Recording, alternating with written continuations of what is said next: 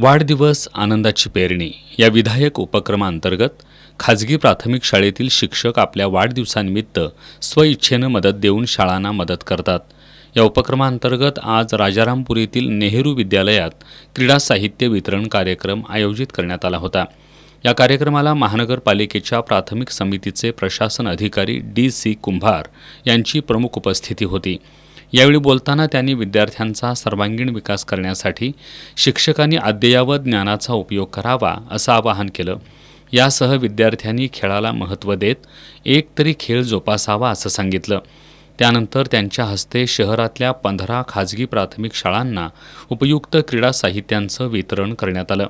त्याचबरोबर फेब्रुवारी 2025 मध्ये झालेल्या शासकीय शिष्यवृत्ती परीक्षेमधील 21 यशवंत विद्यार्थ्यांचा सत्कार करण्यात आला। आजपर्यंत वाढदिवस आनंदाची पेरणी या विधायक उपक्रमांतर्गत जवळपास 4.5 लाखांचा निधी शाळांना देण्यात आलाय। यामध्ये आणखी शिक्षकांनी सहभागी होत विद्यार्थ्यांचं भविष्य उज्ज्वल करावं असं आवाहन समन्वय कमिटीकडून करण्यात आलंय।